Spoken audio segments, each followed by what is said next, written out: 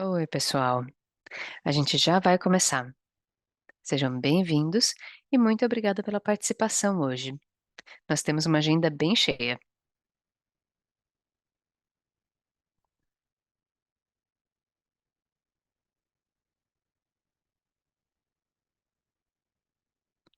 Sejam todos bem-vindos. Estamos quase começando. Eu vou falar de alguns anúncios importantes antes de começarmos oficialmente. Sejam bem-vindos, eu sou a Charlotte, da South South North. A gente é do programa das Vozes de Ação Climática, o VCA, ou o VAC.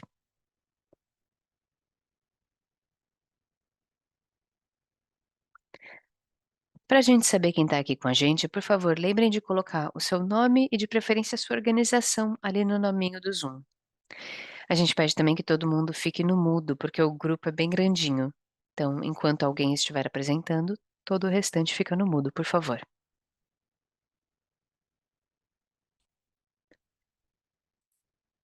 A gente vai ter uma caixinha de perguntas e respostas, então podem colocar as dúvidas ali, com perguntas para os palestrantes.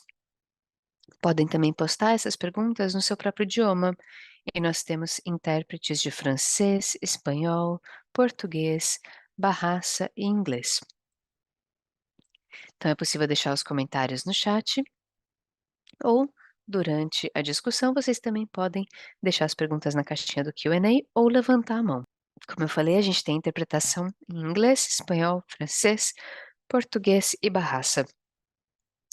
Fiquem à vontade para falar em qualquer um desses idiomas. E é importante entrar no canal de interpretação. Vocês estão me ouvindo bem agora, se estiverem ouvindo em inglês, mas conforme vocês quiserem entender o restante, é importante estar no canal do inglês para compreender todos os palestrantes.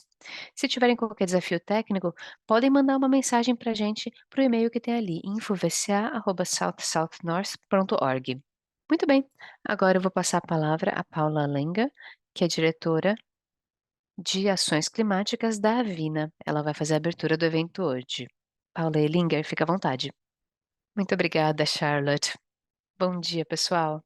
É um prazer e é um privilégio de verdade participar da sessão de hoje. Nós já temos 55 pessoas aqui do mundo inteiro. Mais de 200 pessoas se cadastraram de diferentes setores de diferentes países. É um privilégio verdadeiro estar aqui hoje. Eu quero agradecer a todos por estarem aqui e quero dar a todos as boas-vindas à sessão. Esse seminário vai ser parecido com o que a gente já fez em outros anos, mas com menos gente. Aqui a gente vai trocar informações práticas sobre a participação na COP.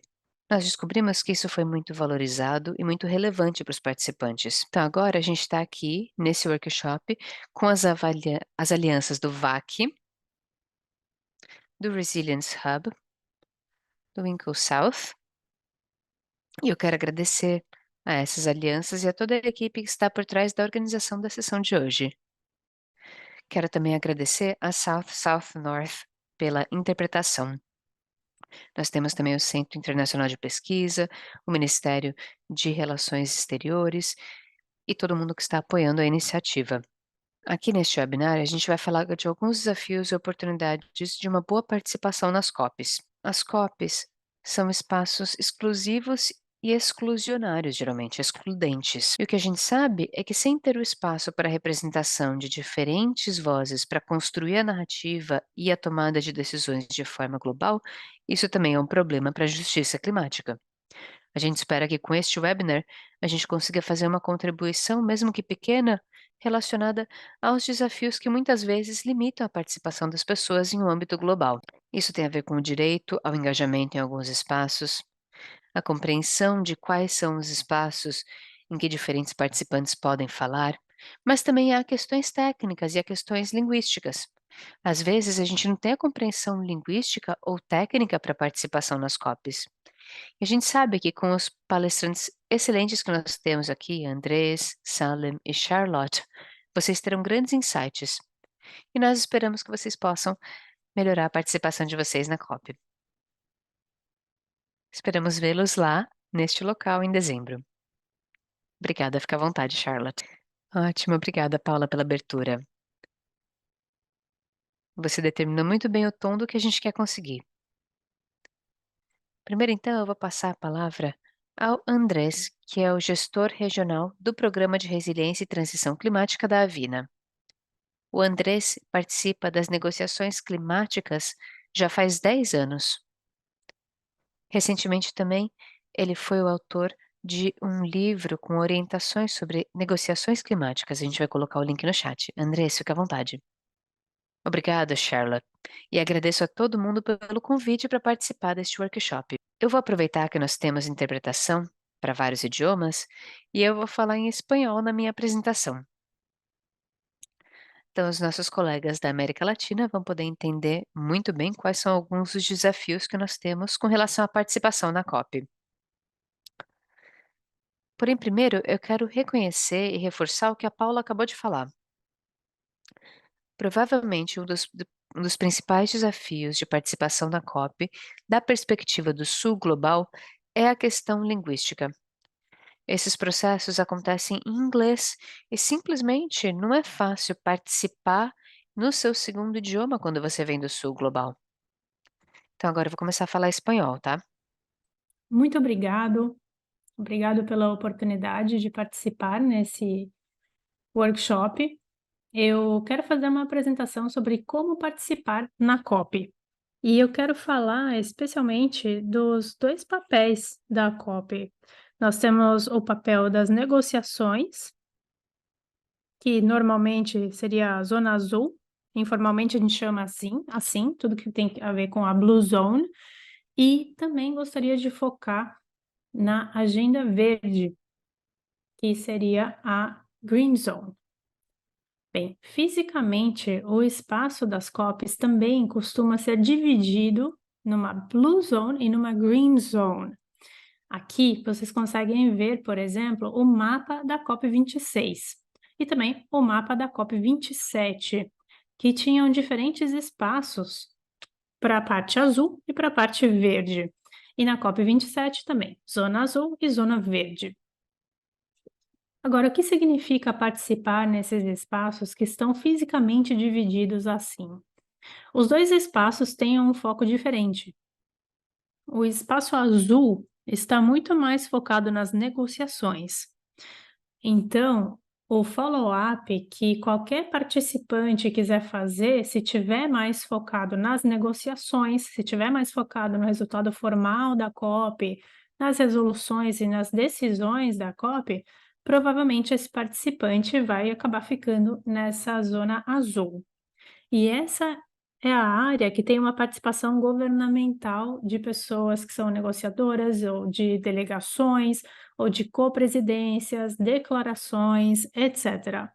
Então, quando a COP fecha essa zona onde o resultado principal fica, ele vai ser ou criticado ou elogiado, mas esse vai ser o resultado principal da COP, nessa área azul.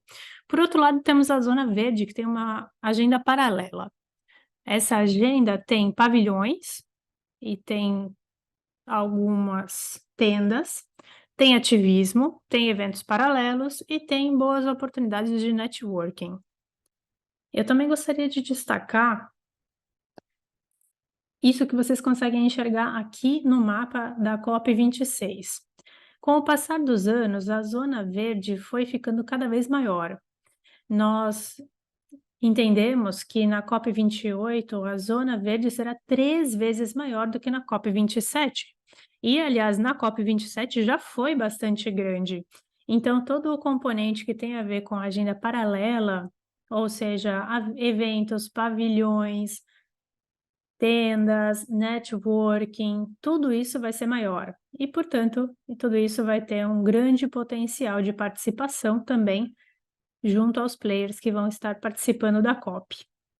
Bem, dito isso, eu quero focar um pouco na zona azul, ou seja, nas negociações, no contexto das negociações, o que é negociado e por quê. E por que também é tão difícil entrar nessas negociações. Para isso, eu gostaria de fazer uma explicação rápida do que diz a negociação do marco de mudança climática. Isso é uma coisa de muitos anos atrás, mas continua sendo relevante, porque é aqui que vem É daqui que vêm os compromissos que continuam sendo negociados hoje em dia.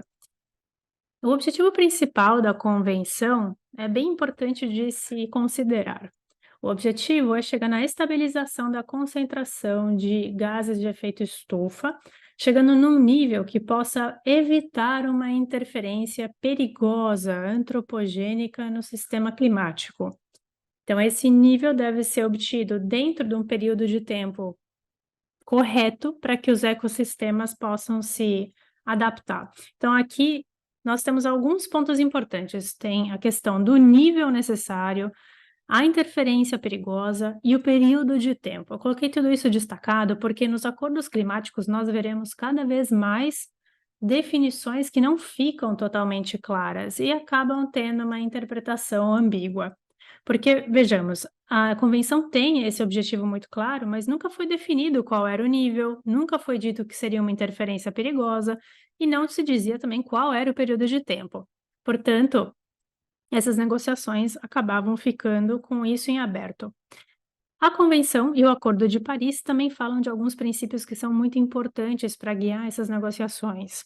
Esses princípios incluem o princípio de responsabilidades comuns, mas diferenciadas, o CBDR, e esse princípio diz que os países desenvolvidos precisam ser líderes na luta contra a mudança climática e os seus efeitos.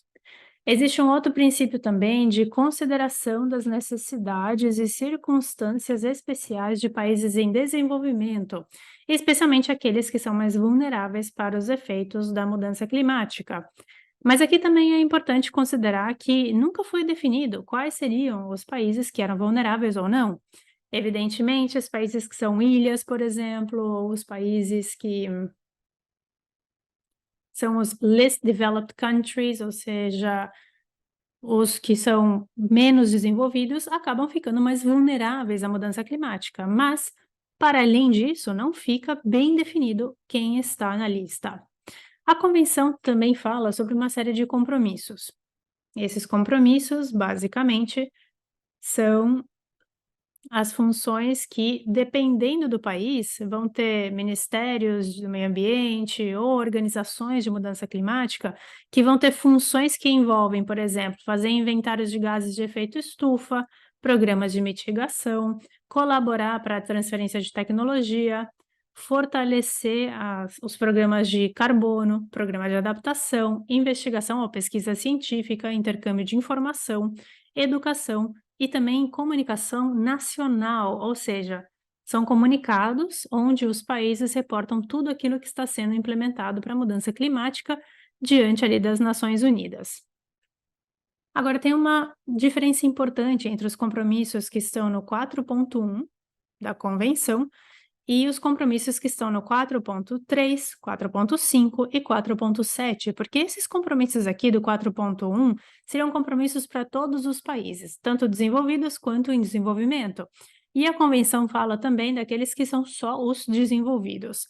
Esses compromissos para os países já desenvolvidos têm a ver com a provisão de recursos novos e adicionais para que os países em desenvolvimento possam cumprir todas aquelas atividades que estão listadas no 4.1. Isso quer dizer que a convenção estabelece que todas as atividades que os países em desenvolvimento vão implementar devem ser financiadas por recursos novos e adicionais de países desenvolvidos. E o artigo 4.7 fala inclusive mais sobre isso. Ele estabelece que a extensão na qual os países em desenvolvimento vão implementar os seus compromissos sob a convenção, vai depender da implementação de países desenvolvidos e também dos seus compromissos relacionados aos recursos financeiros.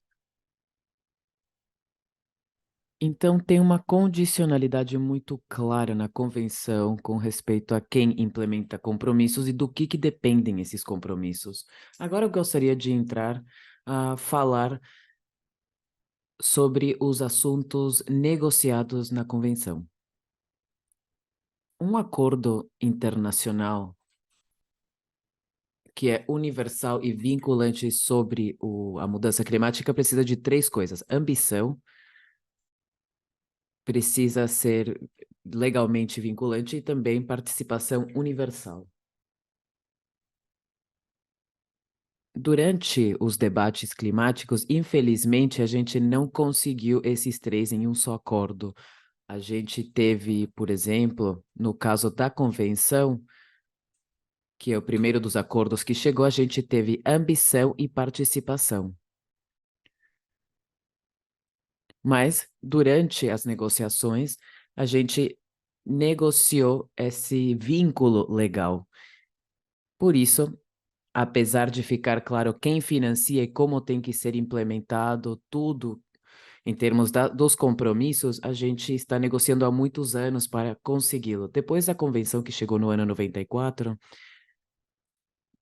teve o protocolo de Kyoto, que chegou no ano 97, mas começou, na verdade, em 2005 a ser implementado.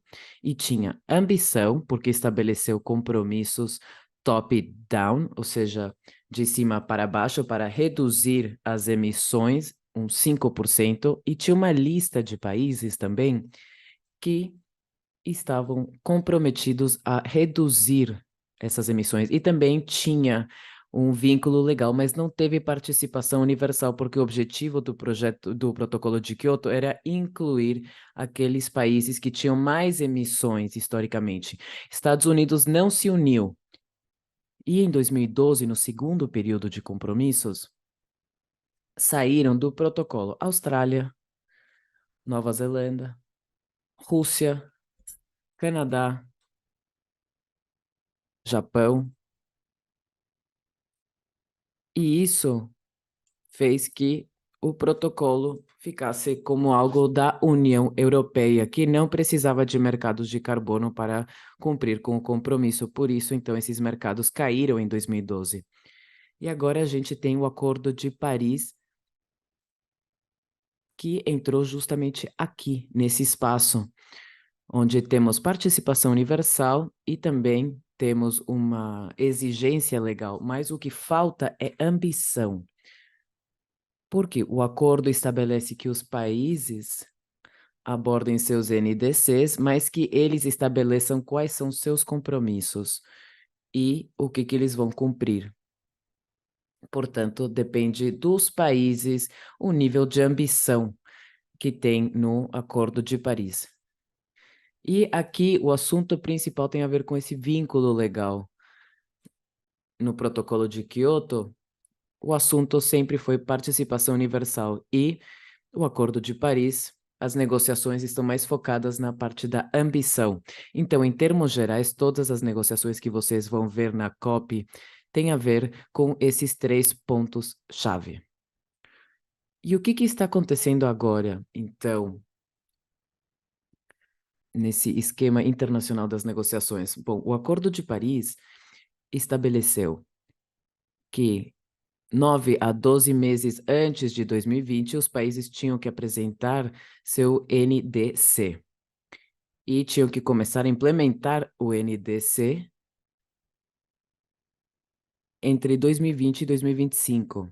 E também, ao mesmo tempo, tinha que construir uma nova NDC e também monitorar sua NDC e também apresentar relatórios bienais de transparência, os Biennial Transparency Reports, a cada 2 anos, começando em 2024, e também passamos por um processo de avaliação global que fecha o primeiro nessa COP28.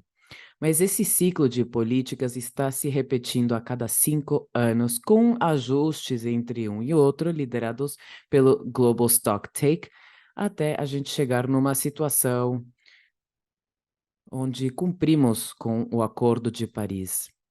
Mais ou menos é isso que está acontecendo nas negociações climáticas hoje em dia. Agora eu gostaria de falar sobre as diferentes posições nas negociações entre países desenvolvidos e em desenvolvimento. Nos países desenvolvidos, a mitigação dos gases de efeito estufa está no centro do objetivo e da política climática internacional. E essa mitigação deve se concentrar nos países que mais emitem agora e que mais vão emitir no futuro. E na mobilização de recursos financeiros, isso tem que ser um esforço conjunto. E tem o reconhecimento de que as fontes de financiamento públicos não vão ser suficientes para o nível de recursos necessários para essa ação climática. Bom, para os países em desenvolvimento, é importante dizer que, para o sul global, a adaptação é prioridade, porque no sul global, as populações são mais vulneráveis aos efeitos da mudança climática e os impactos que estão se sentindo não são impactos que os países em desenvolvimento provocaram. Os países em desenvolvimento também sabem que a mitigação tem que estar habilitada pelo financiamento e que a provisão de recursos financeiros, assim, é verdade que as fontes públicas não são suficientes e os recursos financeiros têm um compromisso direto com o setor público. Ou seja, é o setor público que tem que se medir, tem que estabelecer compromissos e tem que cumprir com esses compromissos. Mesmo que a gente também fala de mobilizar recursos de outros lugares, mas isso não significa que a gente não tenha metas para o setor público. Como é que funcionam as negociações? Bom, funcionam de duas formas. Tem o esquema maior, que são as plenárias, e essas plenárias geralmente são assim, nesses salões gigantes, onde tem assentos, cadeiras para todos os países, tem para observadores e tem uma presidência que abre a sessão da negociação, mas as plenárias só acontecem no começo e no fechamento das sessões. E durante as negociações se faz também uma mesa redonda. E aí pode ter grupos de contato ou podem ser reuniões informais. E esses grupos de contato são assim, como vocês veem na imagem, como uma mesa redonda mesmo, ou uma mesa estilo auditório. E aqui se fazem as negociações.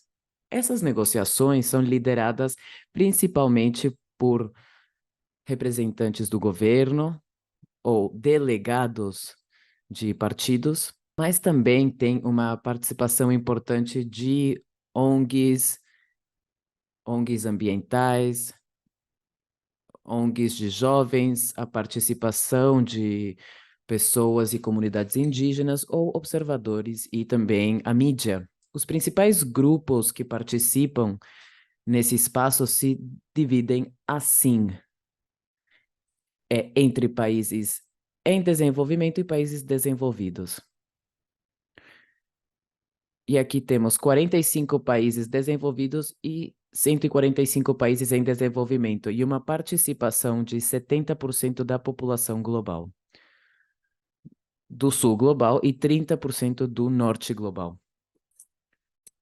Mas no contexto das negociações, o número de participantes costuma ser o contrário, justamente o contrário, 70% dos participantes do norte global e 30% dos participantes do sul global. Isso é muito importante mencionar, porque a participação do sul global costuma ser limitada. Por quê? Bom, pelas capacidades financeiras, técnicas de se envolver nesses espaços.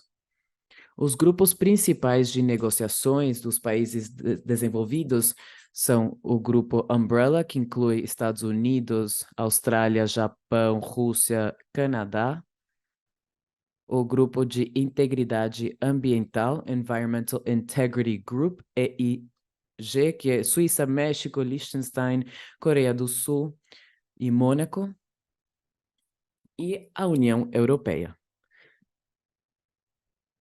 E o maior grupo dos países em desenvolvimento é G77 mais China, que impacta todos os países em desenvolvimento, mas também tem subgrupos de negociação. Por isso, às vezes, é mais complexo chegar a um posicionamento em comum, mas não vou entrar em detalhes aqui. E eu queria fechar com esse último slide, voltando agora à questão da zona verde da COP, ou seja, saindo um pouco das negociações e falando um pouco da agenda paralela que existe na COP. É importante dizer que a COP de mudança climática é a maior reunião das Nações Unidas. Cada COP tem aproximadamente 40 a 80 mil participantes nessas 2 semanas. E isso significa que muitos dos participantes vão porque outros participantes também vão estar no mesmo lugar, no mesmo espaço. É um espaço muito importante para ver participantes que moram na Indonésia, América do Sul, África, Europa, América do Norte, porque todos estão no mesmo espaço. Então, é uma oportunidade única para fazer essas conexões. E também é importante, então, identificar as oportunidades antes da COP. E quais podem ser essas oportunidades? Como é que a gente pode aproveitar a oportunidade de estar na COP? Bom, pode ser fazendo o seguinte, se fazendo 4 perguntas. A primeira pergunta é: queremos ir para a COP para fazer contatos? Se a resposta for sim, é importante preparar informação de contato, como ter um site ou algo virtual nas redes sociais, por exemplo, ou também ter um cartão de visita e também informação impressa. Ou também podem entrar em contato antes com essas pessoas, atores com quem vocês querem se reunir, e geralmente tem uma lista de participantes, eventos paralelos, organizações que podem ir como observadoras e os pontos de contato, e aí vocês já podem ir entrando em contato com essas pessoas antes para marcar essas reuniões durante a COP. E se o objetivo é fazer contato, se perguntem se dá para investir nesses contatos, talvez para fazer um coquetel, um jantar, ter um espaço de networking, são espaços muito importantes durante a COP. Outra pergunta que vocês podem se fazer é: a gente quer usar a COP para mostrar o que estamos fazendo como organização ou para mostrar qual que é a nossa visão ou contribuição ao processo? Bom, então aí vocês podem pensar em criar um evento paralelo. Esses eventos costumam ser organizados com muita antelação. Ou participar, por exemplo, em eventos de pavilhões. É importante ver quais são aliados que conseguem gerar certas oportunidades, ou também podem se perguntar se vocês querem ter seu próprio espaço. E isso inclui orçamento, entrar em contato com os organizadores, ver a questão da logística, preparar material e ter um espaço próprio. Também pode ser feita uma conferência ou roda de imprensa. Pode se organizar in situ, no espaço da COP. E também podem se perguntar se querem impactar na agenda global das negociações. E para isso é importante trabalhar com coalições como UNGOS ou CAN International, desde coalições de populações indígenas, ONGs. Mas para isso, vocês têm que estar muito bem informados sobre a agenda e o estado de negociações. Então, precisam observar de perto o que está acontecendo nas negociações e também agir.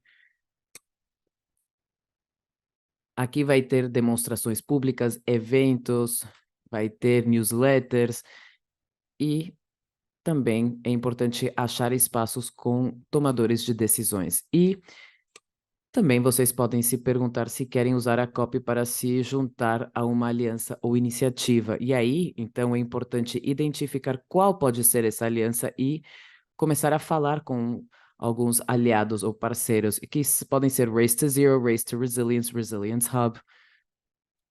Mas lembrem também que é importante, antes de se juntar a alguma aliança, falar com suas sedes.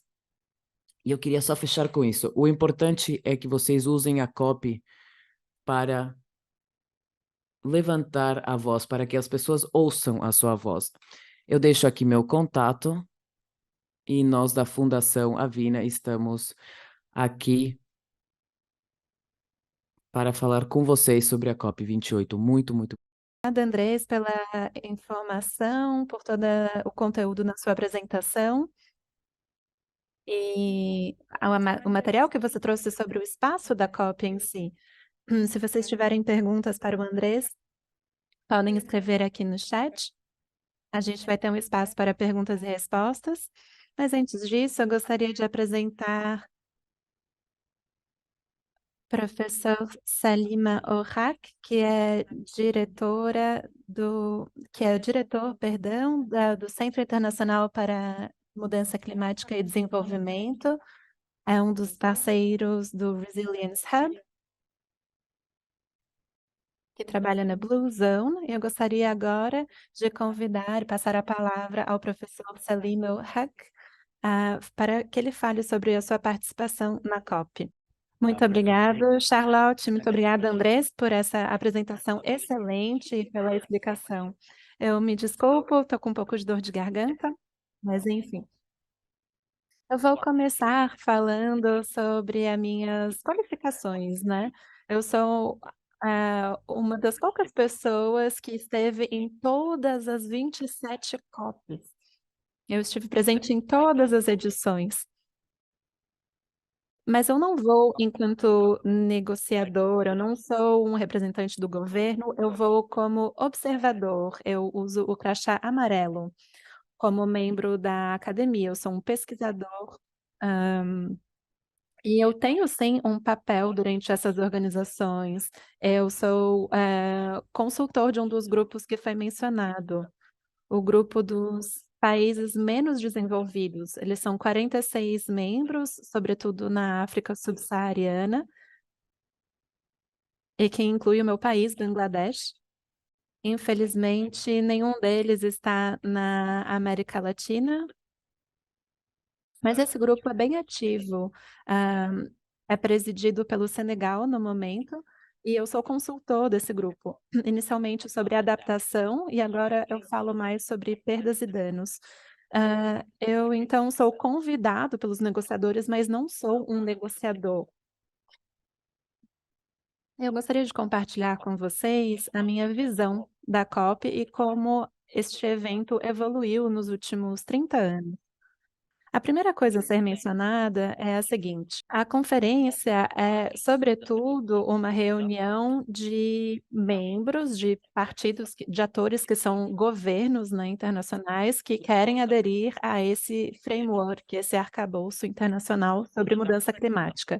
São 95 membros, e esses países se reúnem para avaliar o progresso realizado. Então, esses países e negociadores são representantes, né, dos governos de todas as partes, e são eles que acessam as negociações principais, né? Então, quando a plenária se encerra e parte para as salas de reunião, os observadores não podem ter acesso a esses debates e conversas.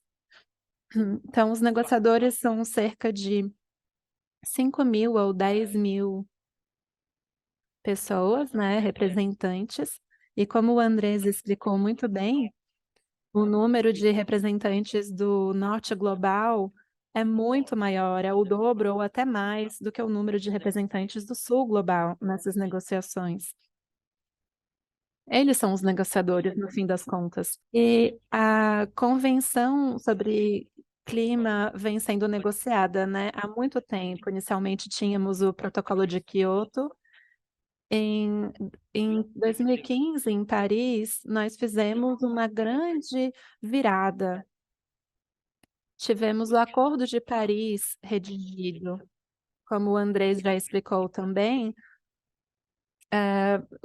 chegamos ao acordo de manter a temperatura reduzir em 1,5 graus, e até 2020 temos objetivos também, mas não estamos cumprindo esses números. Porém, temos acordos, né? Os acordos existem, mas eles não estão sendo respeitados atualmente. E na COP28, daqui a pouco em Dubai, veremos como está esse progresso. Mas aconteceu uma coisa muito importante com o Acordo de Paris, na minha opinião. A questão é que o Acordo de Paris destravou o conceito de quem precisa se envolver na implementação desse acordo. Enquanto a gente não tinha o Acordo de Paris, a gente precisava que os governos e os seus líderes concordassem com as coisas. A gente precisava engajá-los para conseguir esse consenso. E beleza, a gente conseguiu isso.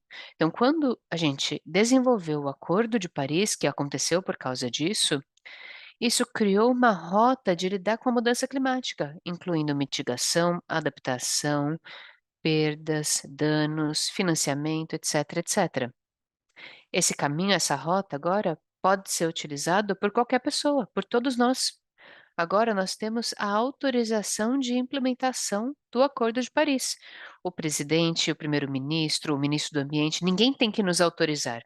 Sejamos quem formos, nós podemos adotar o Acordo de Paris. O Acordo de Paris empodera todo cidadão do planeta a realizar as atividades necessárias para a sua implementação. A gente não precisa da permissão de ninguém para fazer isso. Uma das coisas que aconteceu depois da COP21 é que, como o Andrés falou, a cada ano a gente tem mais de 10 milhares de participantes. 10 mil são negociadores. Os outros 20, 30 não são negociadores. Mas por que eles estão lá? Olha, na minha opinião, eles são os mais importantes da COP, esses que não negociam. Por quê? Porque a COP tem duas facetas. A primeira faceta é a copy de quem fala, de quem negocia, de quem fala pelos cotovelos a noite inteira, não termina nunca de falar, continua falando no dia seguinte. E no fim das contas, essas pessoas chegam a uma decisão, chegam a uma coisa no papel. Mas o papel muitas vezes não significa nada, porque essa galera vai para casa e não implementa. Então, quem negocia é quem fala muito. Os outros, que não são os negociadores, são os feitores da COP, são quem faz. É isso que a gente vê nos pavilhões, na zona azul, na zona verde, no networking, como o Andrés falou. São as pessoas não negociadoras que estão se encontrando com quem quer botar a mão na massa. Pensem em florestas, povos indígenas, descomissionamento de carvão, qualquer assunto. A gente vai encontrar ali aliados que estão trabalhando com isso no mundo inteiro e a gente vai ter a oportunidade de fazer o networking. O hub que a gente está gerenciando há muitos anos é um dos locais em que é possível fazer esse networking para unir as pessoas. E hoje em dia a gente vê que a presidência da COP tem um tema para cada dia. Por exemplo, tem uma temática de mitigação, uma temática de agricultura este ano, uma temática de saúde este ano. E essas coisas não têm nada a ver com as negociações. Isso não está refletido nas negociações. São temáticas para as pessoas que estão fazendo alguma coisa relacionada à saúde ou à agricultura, para que essas pessoas se reúnam e façam algo juntas. E talvez esses anúncios envolvam governos, corporações, ONGs, o mundo acadêmico, são vários interessados de vários grupos do mundo inteiro que se unem para compartilhar o que estão fazendo em termos de ações para mudar o clima. Então, essa é a diferença entre quem fala sobre mudar o clima e quem faz a mudança do clima. Então, os negociadores falam, o restante somos todos nós. Se vocês quiserem influenciar as negociações, o meu conselho é que vocês conversem com os negociadores dos seus próprios países. Antes de ir à COP, conversem com esses negociadores. Falem o que vocês gostariam de ver. Conversem com eles enquanto estiverem lá na COP. Deem conselhos para eles. Porque são eles que estão por dentro das negociações, nós não estamos. Nós só podemos repassar as mensagens pelos negociadores que nós conhecemos. E nós conhecemos os negociadores dos nossos próprios países.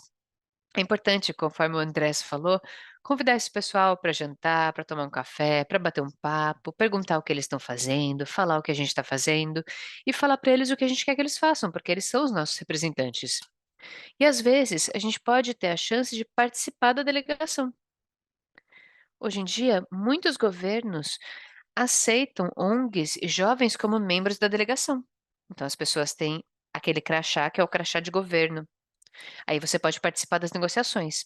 Você não pode falar, mas você pode ir para as reuniões e ouvir tudo. E essa é uma experiência valiosa. Se alguém conseguir isso, eu recomendo, para que vocês possam participar dessas negociações. Por fim, eu gostaria de dizer que existe um mito. Existe um mito de que para ter um impacto nas negociações é necessário estar lá fisicamente, daí todo mundo quer ir. E tá, e a COP é bom, é legal, é uma oportunidade de networking.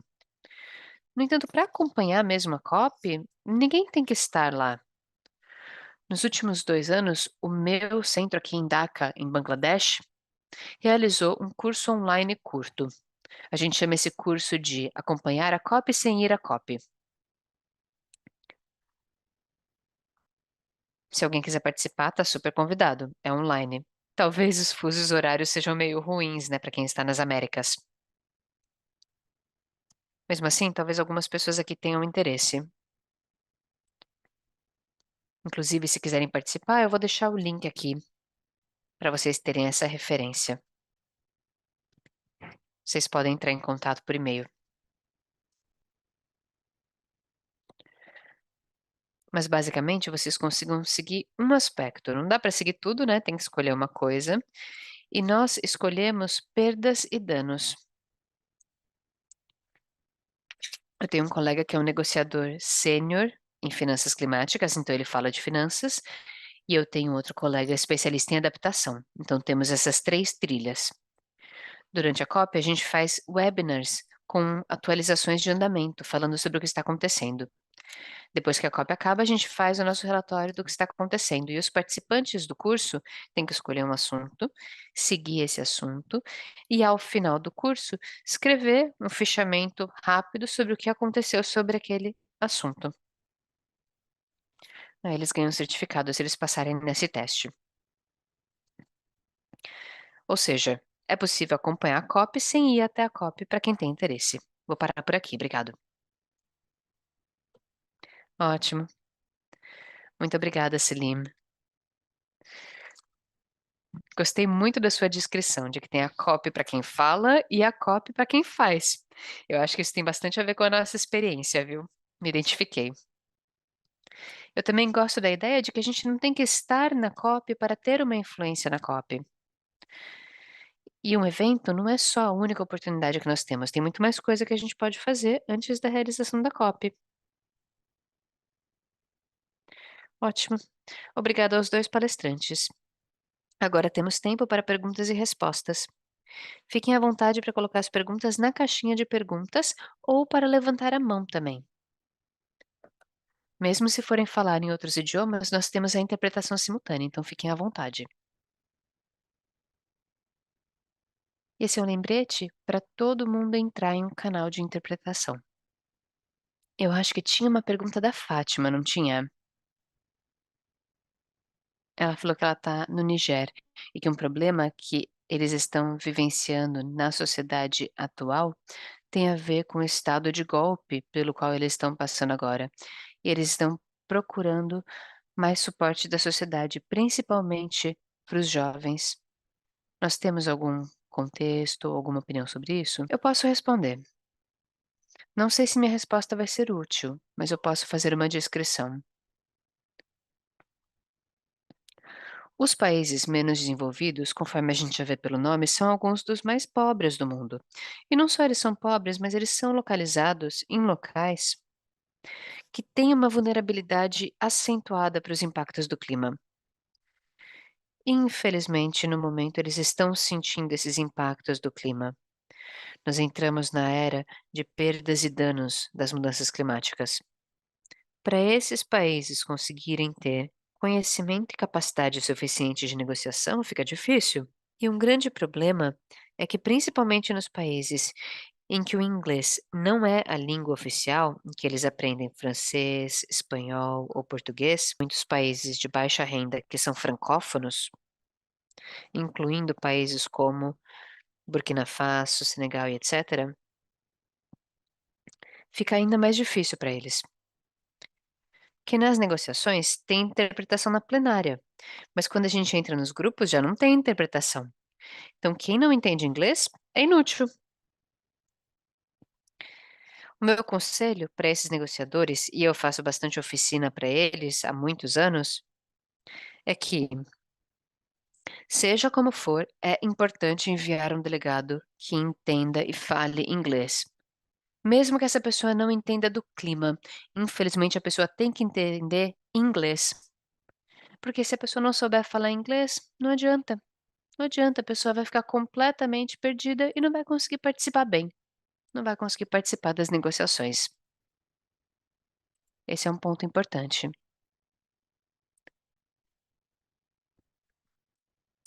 Uma outra questão é ter a capacidade de entender essas negociações, ir até elas e acompanhar os assuntos.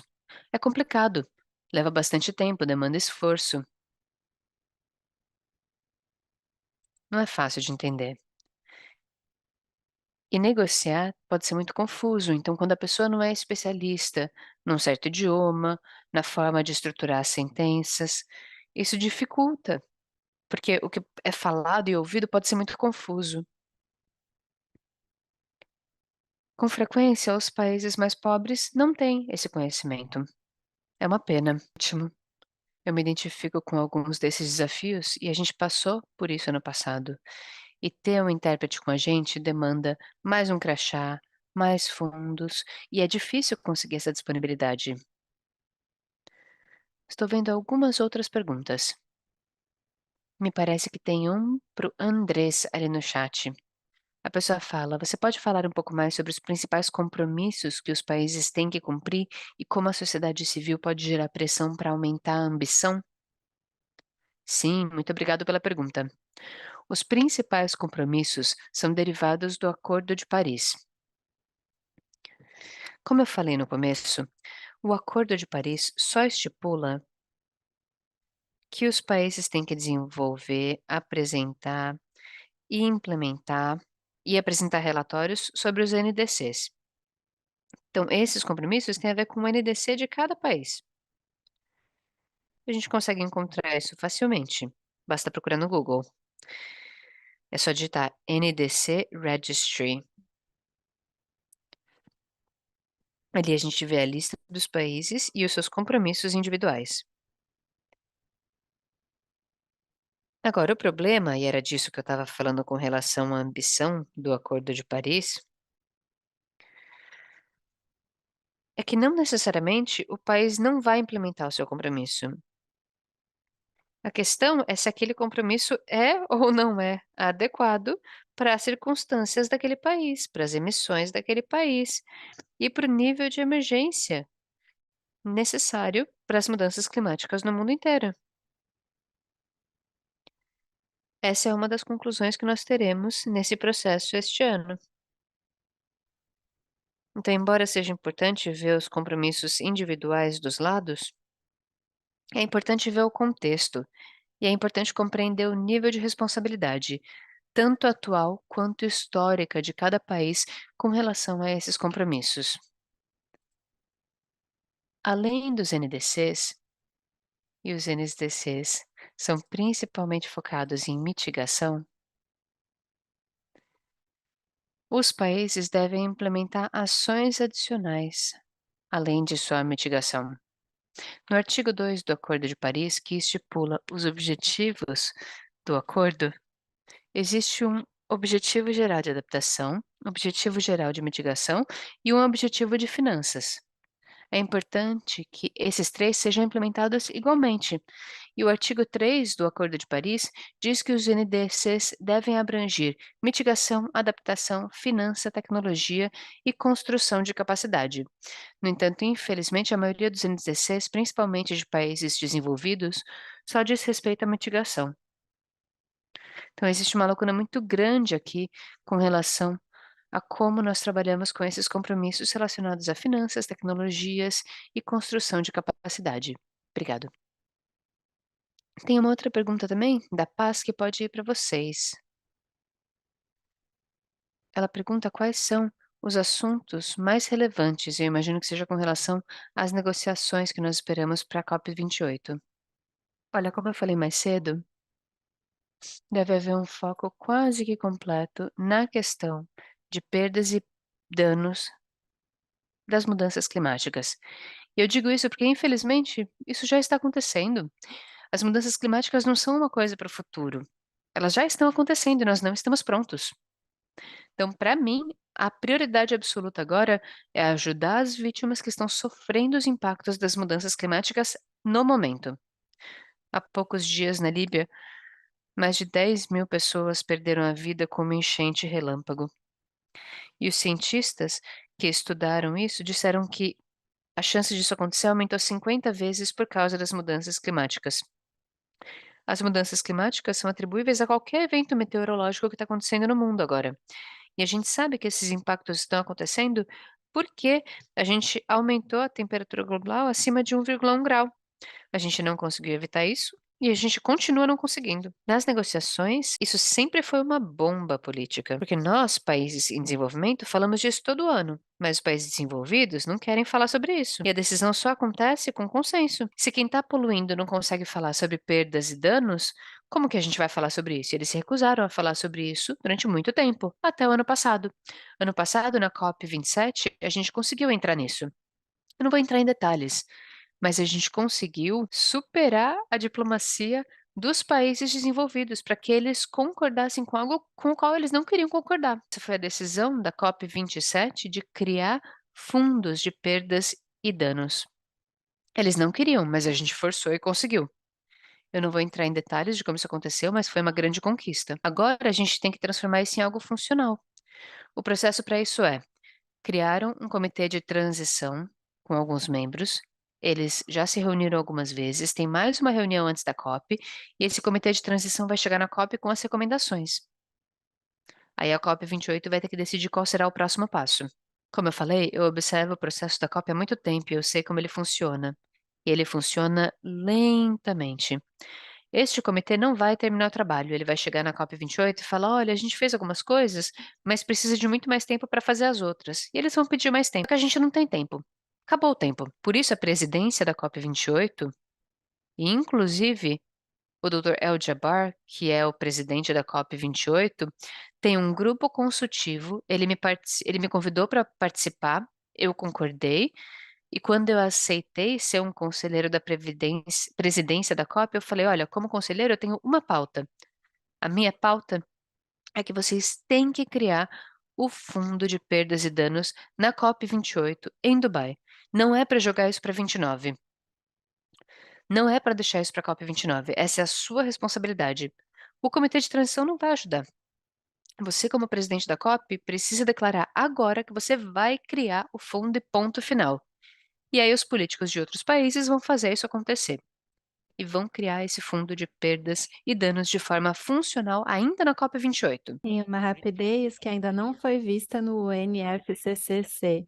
A decisão de configurar esse fundo de financiamento levou 5 anos para ser implementada. Eles criaram o fundo e antes dele ser colocado em prática levou 5 anos.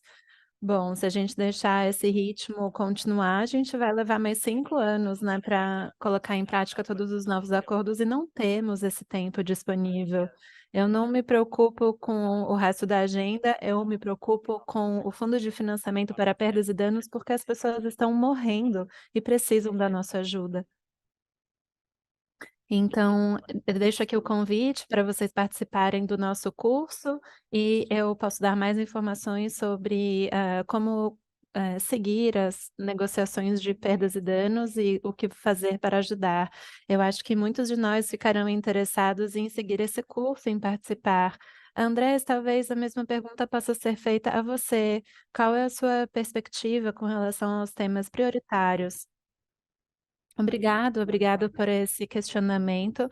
Eu concordo 100% com o que foi dito pelo professor, com relação a perdas e danos.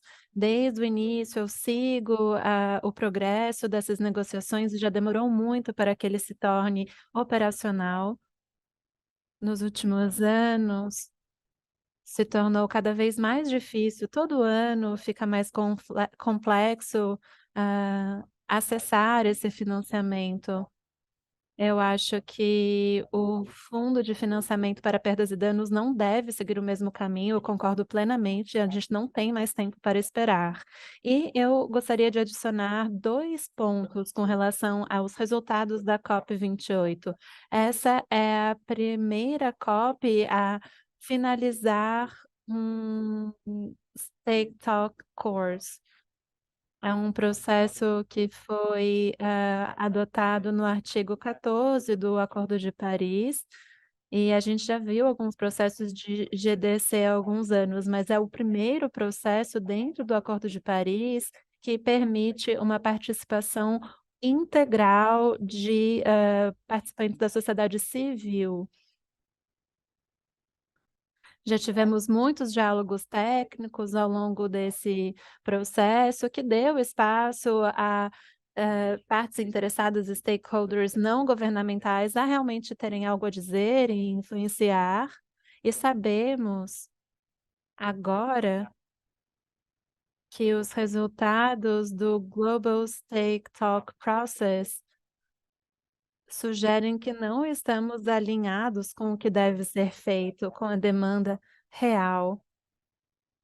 Então, precisamos, de forma robusta, incluir os resultados do GST, porque eles são políticos e são urgentes. Precisamos pressionar todas as partes no sentido, de assumir os resultados e levá-los em consideração nas novas políticas e negociações, para que os resultados desses processos sejam levados em consideração de forma robusta, como devem ser.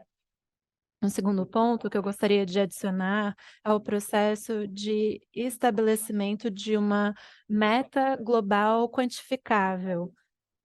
É algo que foi decidido no Acordo de Paris e que teria que ter sido finalizado em 2024. Não vai ser finalizado esse ano, mas é a última chance que temos de guiar esse processo em direção a um resultado que não seja tão político. Muitos de vocês já devem ter ouvido falar, o 100 bilhões como meta global era resultado de um processo político apenas, não levava em consideração as necessidades dos, países menos desenvolvidos. E nesse ano essa meta precisa sim considerar esses países que foram ignorados.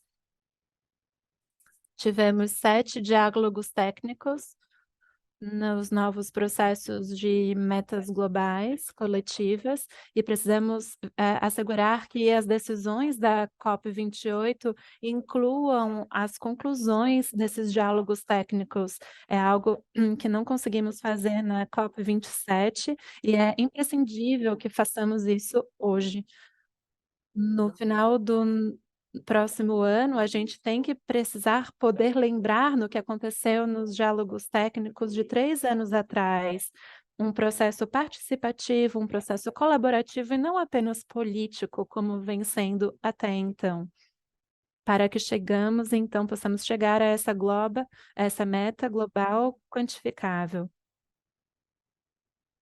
Eu vejo aqui uma pergunta do Theo, que muitos de nós podem se identificar. Tem tantos eventos e sessões para participar, pode ser muito, né, coisa demais essas opções. Como você aconselha os participantes a usarem da melhor maneira o seu tempo? Bom, primeiro para você a pergunta, Andrés, e depois para o Salem.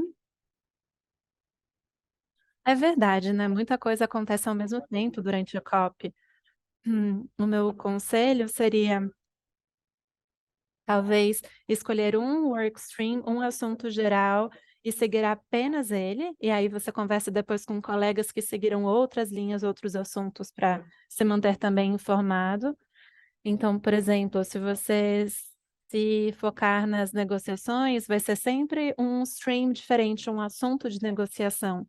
Nessa COP tem a meta global de adaptação, ou você pode seguir, escolher acompanhar as metas de mitigação, ou negociações de finanças, as conversas sobre o GEF, a nova meta global coletiva, ou você pode escolher, monitorar as negociações sobre, ambições ou povos indígenas e outras comunidades. Eu escolheria apenas um assunto, porque aí você pode realmente ver a evolução das negociações sobre um assunto específico. Ou se você não puder fazer isso, você pode, de repente, participar das reuniões de sociedade civil e que vão trazer para você atualizações sobre o que aconteceu nas reuniões de negociação e etc. Como o Salem sugeriu, é importante manter contato com a delegação do seu país.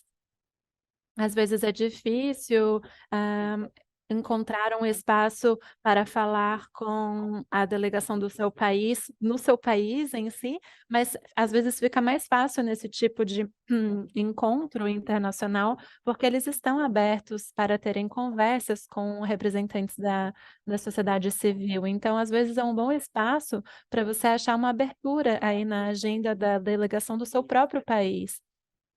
Você pode, também procurar saber o que eles estão esperando tirar da COP, dessa edição, quais são os objetivos específicos, e aí você pode ter, essa opção de tirar o maior proveito em termos de pressionar politicamente, né, os seus representantes. Salem, talvez ele tenha perdido a conexão, não estou mais vendo o professor aqui, né, acho que ele teve que sair. Bom, antes da gente prosseguir, a gente vai ter um painel daqui a pouco, e vai ter também uma sessão de perguntas e respostas, é lógico, mas antes da gente ir adiante, eu queria dizer que o Resilience Hub também dá a oportunidade para as pessoas compartilharem histórias de resiliência, experiências. Eu gostaria talvez de pedir para o Theo, para contar um pouquinho sobre esse espaço, só alguns minutinhos. E se você estiver por aqui, Theo, se quiser tomar a palavra.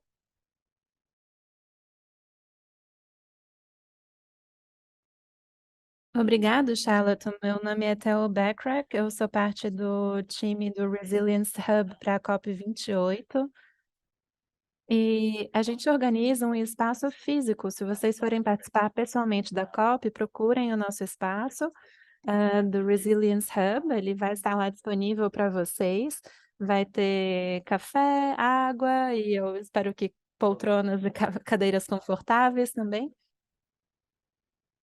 A gente, é claro, é uma plataforma digital, vocês podem se inscrever online e participar também de longe, se for o caso. E o meu convite para vocês é o seguinte: o Resilience Hub, ele foca em elevar, trazer mais voz a histórias que falam de resiliência, trazendo histórias de regiões diferentes, de perspectivas regionais diferentes. E na COP28 teremos a oportunidade de de destacar essas vozes de tanta diversidade, de pessoas que estão realmente partindo para a ação, tomando iniciativa com relação a projetos que lutam contra a mudança climática. E eu convido vocês a enviarem para a gente vídeos curtos de até 30 segundos sobre as suas ideias, as suas reflexões sobre resiliência climática, para que a gente tenha esse espaço, uma plataforma para exibir histórias interessantes nesse sentido. Eu vou estar lá disponível, os meus colegas também, e nós adoraríamos ter o máximo de vozes diferentes reunidas para podermos agir, para construir a resiliência, que enxergamos em comunidades que já sofrem os impactos das mudanças climáticas que estamos discutindo aqui. Obrigada pelo espaço, Charlotte. É claro, desculpa, foi meio de última hora o espaço que eu te dei para falar do projeto, mas obrigada. Eu gostaria de agradecer primeiramente ao Andrés e ao professor Salem pelas apresentações incríveis, pelos insights e pelo tempo, que eles dedicaram à apresentação. No próximo painel, vamos falar sobre o engajamento com a constituência e com as plataformas que já existem, né, de engajamento com a COP. E temos 3 palestrantes hoje que vão falar sobre isso, segundo as suas experiências diferentes em diversas plataformas. e a gente vai falar um pouquinho sobre as diferenças entre elas, como cada plataforma funciona, o que elas buscam alcançar e como vocês que participarão da COP podem se conectar com essas plataformas e esses projetos. Primeiro, eu gostaria de convidar Carla Moss, que trabalha na Climate Action Network, que é uma ONG, faz parte da constituência de ONGs. Então, Carla, você é a primeira palestrante aqui desse painel. Se você puder falar da constituência, o que ela representa, como ela funciona e como são as formas que essa plataforma se engaja com a ONU em si. Então, Carla, a palavra é sua. Tudo bem eu falar em espanhol? Claro, Sim.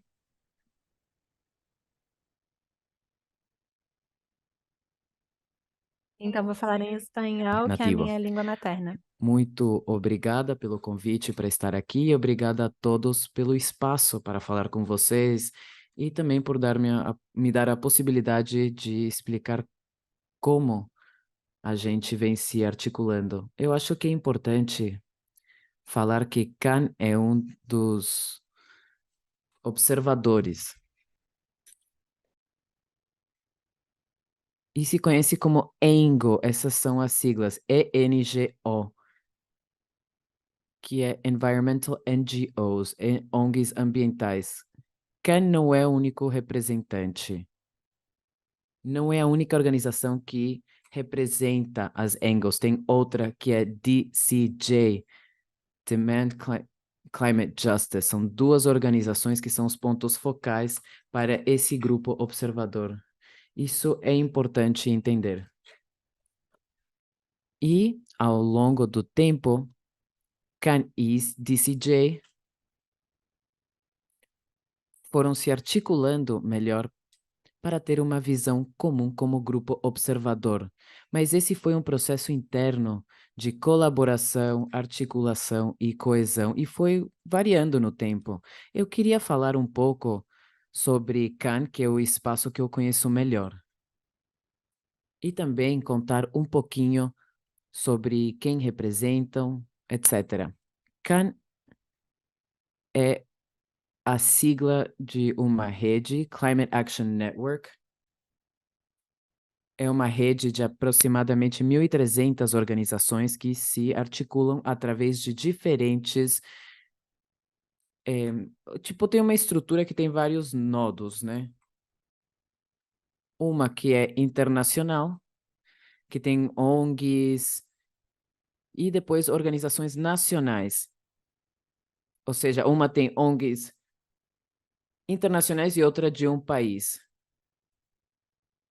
E por que são diferentes?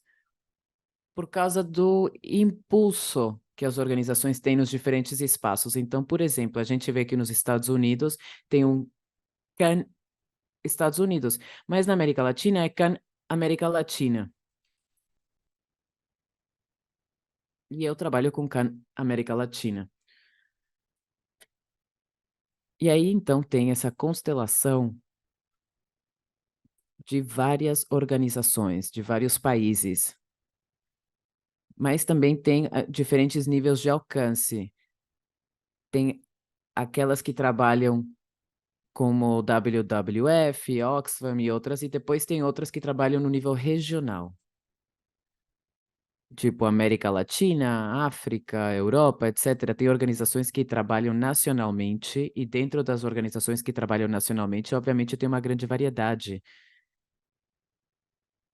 E tem, por exemplo, aquelas que fazem trabalho de incidência política no nível dos governos, outras organizações, na América Latina e na África, especialmente, que trabalham com um trabalho local, territorial, com comunidades, trabalham com projetos para fortalecer a resiliência e aumentar também a capacidade de adaptação aos impactos da mudança climática. Então, é um mundo de organizações. E tem a característica que é a seguinte: é uma ponte entre as diferentes organizações e assim conseguimos entender melhor quais são as políticas que temos que promover nos espaços internacionais e também de maneira nacional. E também damos espaços para que vários grupos possam ter voz. Isso é internacionalmente e nacionalmente.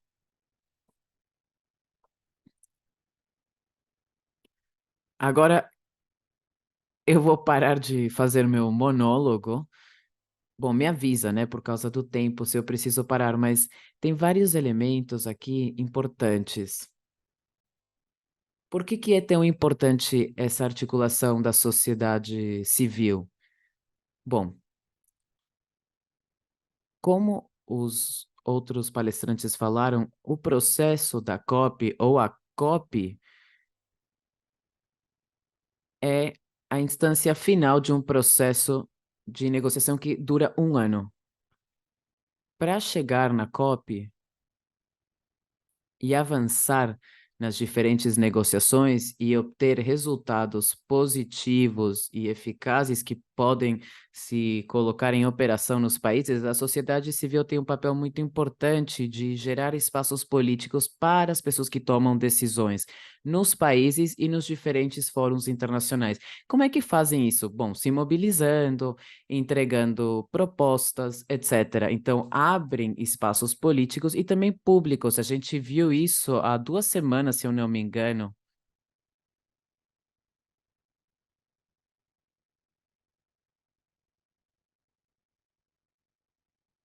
Teve ações para promover o abandono de combustíveis fósseis, e é parte do que a sociedade civil faz para que as pessoas que tomam decisões e as pessoas que estão no poder sintam que tem espaço para tomar essas decisões e para que também, obviamente, sintam essa pressão direta, né? Que é o cidadão está demandando aquilo. Então, tem um papel muito importante aí. Depois, tem algo que está mais vinculado à geração de propostas.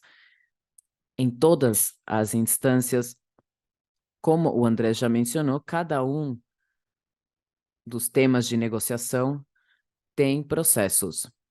E aí pedem para os países e os grupos de observadores que eles deem seus inputs. Então, a sociedade civil e CAN, como organização acreditada e como eleitorado, propõe ideias, visões através disso, dessas entregas que vão para o pool de inputs para os diferentes processos de negociação. Além disso, não ficamos apenas num espaço formal. Na verdade, nós estamos buscando, como uma rede, fazer com que cada um desses centros ou organizações internacionais possa ter uma conversa, uma conexão direta com os negociadores nacionais ou com os negociadores dos grupos onde estão os seus países. Porque justamente nesses vínculos, nessas conexões, nós podemos oferecer as nossas propostas, colocar as nossas demandas, estender as reclamações da sociedade civil, porque dessa forma os negociadores vão chegar na COP com esse input nosso, já entendendo o que a sociedade civil do próprio país deseja. Então, é uma oportunidade prévia à COP, que é justamente o espaço onde as organizações interessadas que querem participar do processo podem ter esse espaço natural. É um espaço nacional, com os próprios negociadores, naquela escala, e aí depois isso vai sendo escalado nesse outro processo.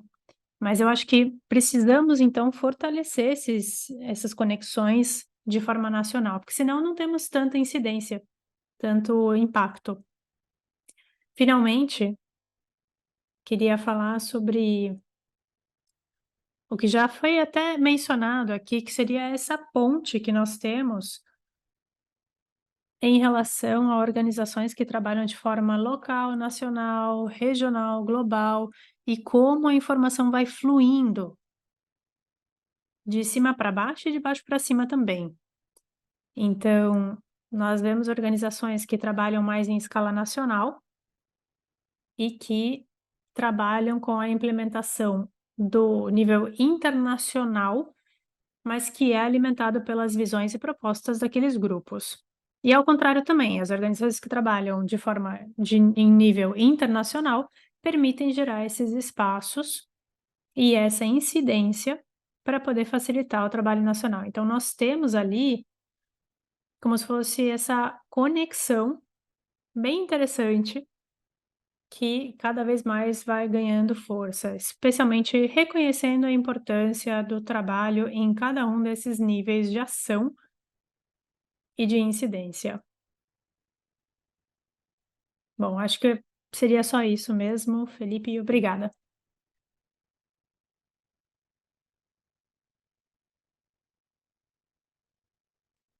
Ótimo, muito obrigada. Eu também me identifiquei com isso e com o feedback que a gente viu do Salim sobre a importância do engajamento e do feedback nacional. Eu gostei muito também de você falar dessa conexão entre diferentes níveis e de como você tem um fluxo de baixo para cima e de cima para baixo. Antes de passar para o próximo palestrante, e aliás a gente vai ter uma oportunidade de fazer perguntas depois de os 3 palestrantes se manifestarem, então podem deixar essas perguntas lá no chat ou lá no botão de perguntas e respostas. Eu queria fazer uma perguntinha rápida para esses participantes que estão chegando agora.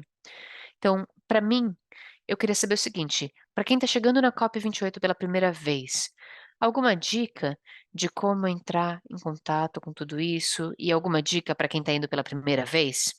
Com certeza, como eu dizia, CAN é uma rede que é articulada ao longo de todo o processo, ao longo de todo o ano, em diferentes espaços de incidência. Então, esses espaços não são exclusivos só para a agenda de mudança climática, tem a ver também com outros espaços internacionais. Ou seja, nós vemos aqui já que tem uma constelação de players que tem esse tipo de importância num espaço de transformação mesmo. Então, chegando na COP,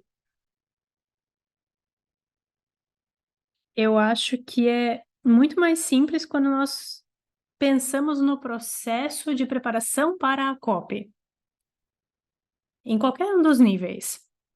E é muito mais simples se a gente fizer parte de algum centro nacional, regional, internacional, que seja, porque dessa forma vamos ter um impacto melhor ali com as pessoas que estão trabalhando nos assuntos de negociação, ou de repente já vamos ter uma ideia melhor de quais são as dinâmicas de trabalho.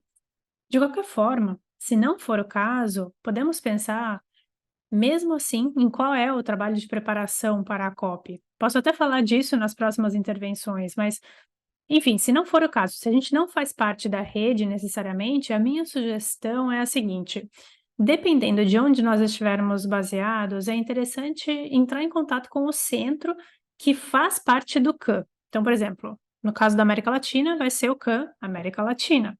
Isso para entender como a CAN América Latina está se articulando e para poder participar de espaços mais abertos na rede, como, por exemplo, a reunião que é feita diariamente às 15h.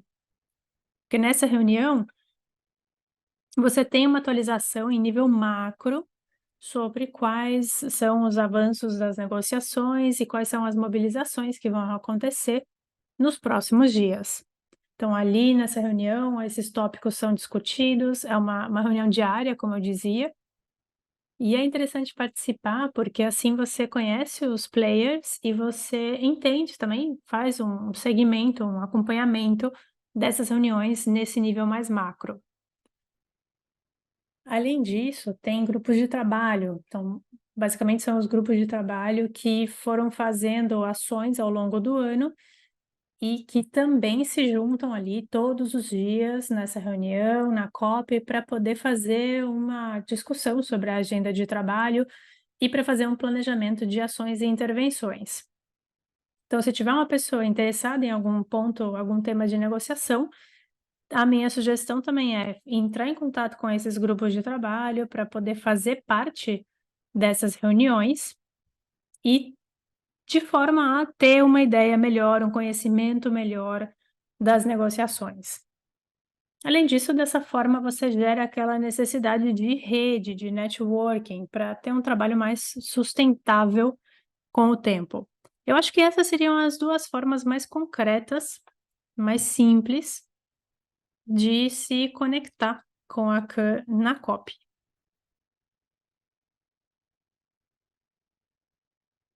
Também tem o site na internet, no site vocês podem encontrar os grupos de trabalho. Lá é possível preencher um formulário e ficar em contato com as pessoas que estão coordenando os grupos de trabalho. São pessoas que estão em diferentes organizações e que vão ser chair ou co-chair desses grupos de trabalho dentro da CAN. Ótimo, muito obrigada, Carla. Informações muito úteis e muito práticas para qualquer pessoa que esteja se preparando para participar da COP. Muito obrigada. Agora eu vou passar a palavra à nossa própria pessoa, a próxima pessoa painelista, que é a senhora Faith Lumonia. Ela trabalha na Kina Mama wa Africa, trabalhando como líder de justiça econômica e climática. Ela vai falar um pouquinho sobre a experiência que eles têm com isso. Faith, fica à vontade. Obrigada. Agradeço, Charlotte. Conseguem ver minha tela?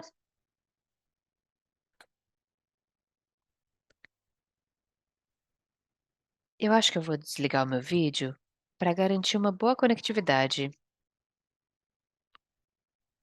Olha, fico feliz de estar falando logo depois da Carla, porque a forma como existe a organização da pauta feminina é bastante parecida com o que ela falou, com como a Ken e a Engel se organizam. Para mim, uma forma de me beneficiar da rede Ken foi a Conferência do Clima deste ano. Eu cheguei mais tarde, eu cheguei atrasada, mas eu consegui ficar atualizada participando de uma das reuniões de atualização da rede CAN. Então eu fiquei por dentro de tudo que foi discutido na primeira semana. Algumas dessas coisas são bem benéficas. Então eu tô aqui para falar com vocês sobre a constituência de mulheres e de gênero. A gente tem um de negócios, um de sindicatos, um do meio ambiente, tem de povos indígenas. São 9 grupos, eu não vou conseguir listar todos. Mas a Constituinte de Mulheres e de Gênero tem o foco em garantir os direitos das mulheres e a consideração disso em todo o processo. Esse grupo foi fundado em 2009. Ao longo dos anos, várias coisas aconteceram por meio de diferentes envolvimentos. Uma coisa que eu quero destacar aqui é que em 2011 nós tínhamos 32 organizações membros dessa constituinte. No entanto, agora temos 47. Uma coisa que eu queria falar é que, além de aprimorar a participação de vários grupos com mulheres, com feministas, com militantes de justiça de gênero do mundo inteiro, a Constituinte de Mulheres e Gênero está passando também por um processo de regionalização. Este ano, nós lançamos os processos de constituência da pauta africana, tentando dar apoio ao estabelecimento da região do Oriente Médio e Norte da África para isso. Também temos um processo contínuo para a implementação da região da América Latina. Falemos agora dos objetivos. Uma coisa feita por essa constituência específica é garantir a representatividade de vozes de mulheres. Nós queremos uma representatividade forte para essas vozes. Queremos nos concentrar muito nos seus problemas, necessidades, experiências e capacidades. Queremos representar mulheres do mundo inteiro, mas mais especificamente as mulheres das regiões que são mais afetadas pela crise climática. Queremos garantir que essa voz seja ouvida durante todo o processo. Além disso, nós facilitamos a harmonização de posições em comum. Por quê? Porque muitas vezes nós, nós desenvolvemos diferentes posicionamentos em diferentes áreas temáticas. E nós temos diferentes organizações apresentando diferentes posicionamentos com alguma coisa específica, com relação a algo específico. No entanto, como a gente tem que apresentar isso à ONU, como parte da Constituinte de Mulheres e Gêneros, nós tentamos chegar em um posicionamento em comum para apresentá-lo ao grupo. Uma outra coisa que a Constituinte faz também é facilitar e incluir diariamente o assunto da bancada de mulheres e de gênero durante as negociações, seja em reuniões de órgãos subsidiários em Bonn em todo mês de junho, ou seja na COP, ou seja durante reuniões diárias dessa bancada, só para atualizar as pessoas com relação a diferentes áreas de negociação, tudo isso vale. E isso é para todo mundo. Seja com foco em finanças climáticas, mas também com interesse em saber o que está sendo feito em adaptação e agricultura, funciona. É possível participar dessas reuniões para receber uma atualização sobre tudo. Outra coisa que também é muito importante e que foi muito valiosa para melhorar o nosso posicionamento é o seguinte: recentemente estamos em conversas com relação ao fundo de perdas e danos. E uma coisa muito valiosa foi conseguir construir um posicionamento em conjunto com outras constituências, principalmente a ENGO. Que muitas vezes os posicionamentos sendo promovidos são bem parecidos. Então, essas constituências são coordenadas pelo que nós chamamos de comitê de facilitação, com essas mulheres maravilhosas que nós vemos na tela. Cada uma representa uma região diferente do mundo. Essas mulheres conseguem facilitar o engajamento e a participação de diferentes mulheres envolvidas na justiça climática e na incidência relacionada a isso. Uma coisa muito importante de a gente destacar é como funciona essa agenda, porque a finalidade dessa da constituência é facilitar uma participação significativa das mulheres nesses processos da Convenção Quadro. E geralmente a gente vê que tem ligações com o secretariado para tentar formar e influenciar a pauta. Também vemos a coordenação de participação das representantes desse grupo para os diferentes comitês e órgãos da Convenção Quadro. Geralmente também tem as reuniões um a um que acontecem com os presidentes e com a presidência da COP. Ano passado, chegando perto da COP 27, uma coisa que a gente fez e que a gente conseguiu ter foi organizar uma reunião com a presidência da COP. Lá a gente conseguiu fazer uma apresentação do posicionamento africano, isso antes da realização da COP 27. A gente também vê uma coordenação com outras constituências aliadas, eu já mencionei isso. Isso também serve como uma coordenação interessante para as nossas diferentes intervenções. Por exemplo, toda vez que existe um processo de consulta acontecendo com relação a uma questão temática específica, o grupo de trabalho se reúne. Só que tem diferentes grupos de trabalho dentro da constituência da pauta feminina. E esses grupos trabalham em conjunto para desenvolver o posicionamento. Pode ser com relação à agricultura, às finanças climáticas, ao novo coletivo. Esses podem ser alguns dos assuntos. Tem alguns que foram discutidos recentemente. Pode ser com relação a perdas e danos. A lista é gigantesca, né? São várias temáticas diferentes. Geralmente também tem reuniões mensais com a presidência da COP. Pode ser também dentro do próprio grupo de mulheres e gênero. Essas reuniões mensais são para informar as pessoas de como vai ser essa reunião com a presidência da COP. E existe um compartilhamento constante de informações sobre algumas das coisas que já foram discutidas, mas também tem as questões logísticas e informacionais, para ajudar as integrantes do grupo conforme elas participam desse processo. Eu não vou falar sobre todos os detalhes do que está no slide, mas uma coisa que eu queria destacar é que além dessas reuniões oficiais, formais, muitas vezes tem protestos, por exemplo. Quando a gente fica sabendo que alguma coisa específica está sendo negociada e que algo está indo na direção oposta do que nós acreditamos que devia ser, é possível que haja uma manifestação. É possível que isso seja organizado. Geralmente é de manhã que nós fazemos isso, para nós tentarmos afetar os negociadores e para nós informarmos qual será a discussão.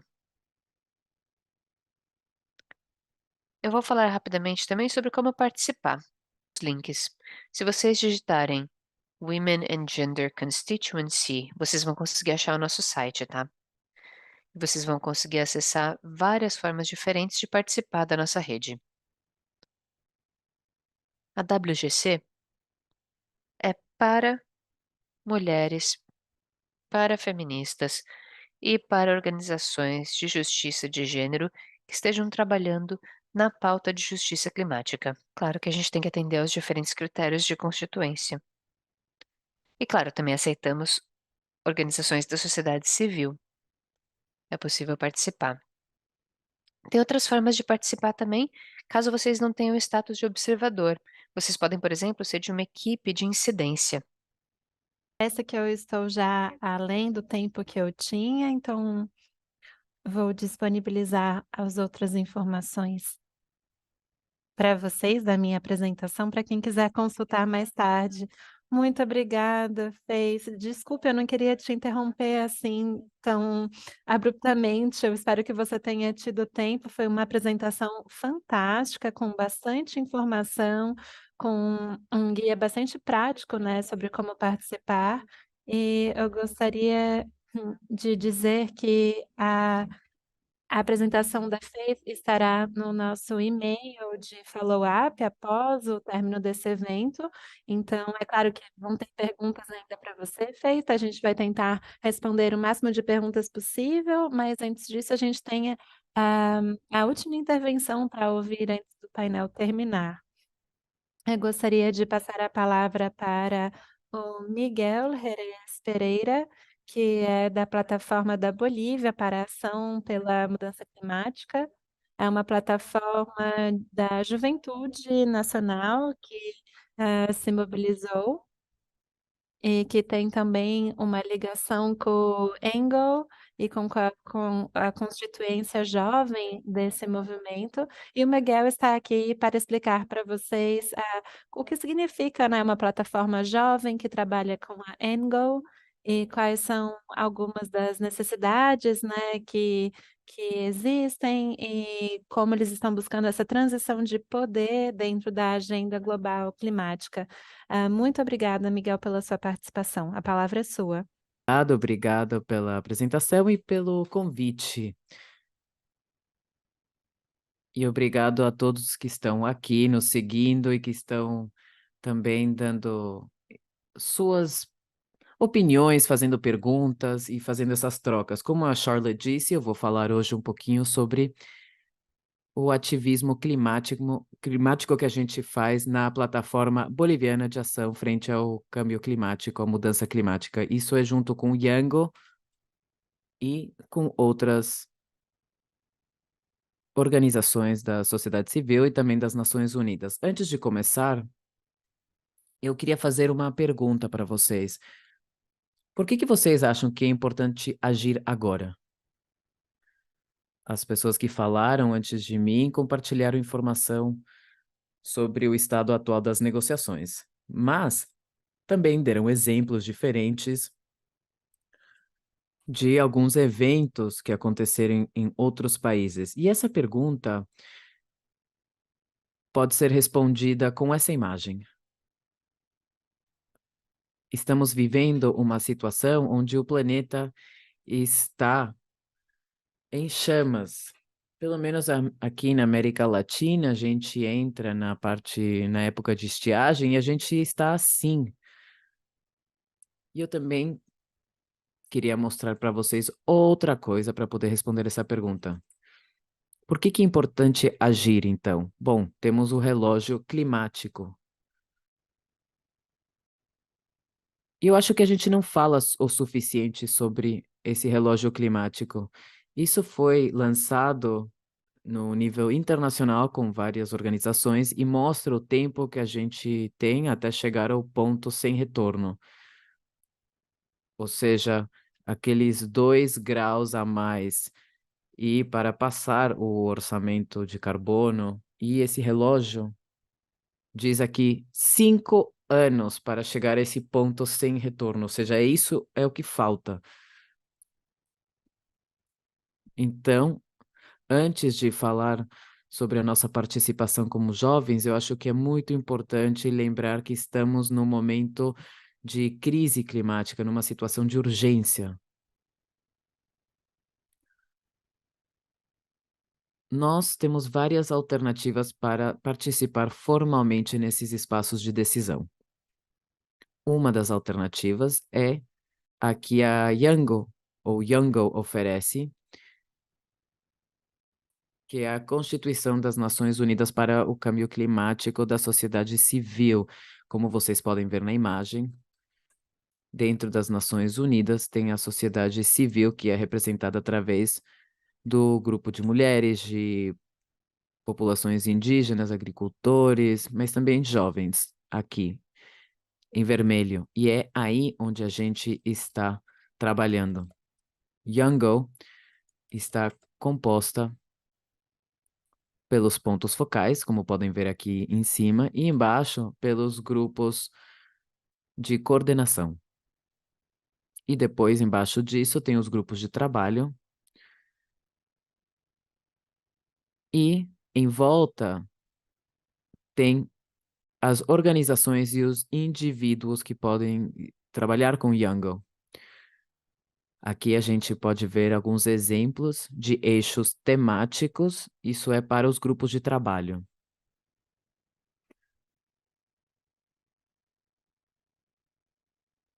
E aqui a gente pode ver que na constituição desse círculo, a gente consegue ver aqui como é a divisão, e a maioria dos participantes é da Ásia, África, Europa, e temos pouca participação da América Latina, da América no geral, eu diria. América do Norte, do Sul e Centro-América. Isso nos faz pensar, porque os espaços oficiais que temos à disposição não estão sendo aproveitadas pelas instituições ou pelos indivíduos que poderiam estar participando nesses espaços. Nós, como PBAC, somos parte de mais de 1.000 organizações que são filiadas à Yango. E tem um espaço para jovens que é COI, que é a Conferência da Juventude que se faz antes ou em paralelo com a COP. Esse ano vai ser em Dubai. E tem outro espaço importante também, e eu vou falar mais sobre isso, que são as LCOI, que são as Conferências Locais da Juventude.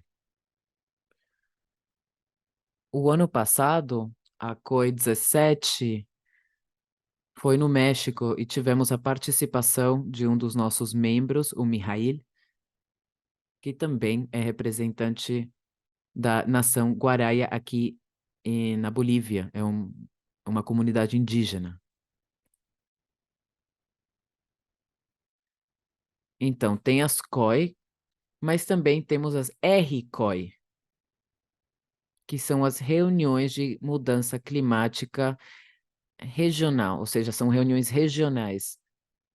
O ano passado teve uma RCOI feita na Costa Rica e teve jovens da América Latina inteira que participaram e conseguimos criar uma agenda para a ação. E tinha várias propostas, tinha mais de 300 jovens que participaram de maneira presencial, tinha pessoas de mais de 18 países, e nessa oportunidade teve 8 representantes bolivianos, alguns de populações indígenas, e também tem outro evento que Yango tem para os jovens, que é o LCOI, que são reuniões ou conferências sobre a mudança climática, mas são locais, são reuniões locais. Então, na Bolívia, a gente já fez 4 versões de LCOI. O ano passado, a gente fez o LCOI número 3.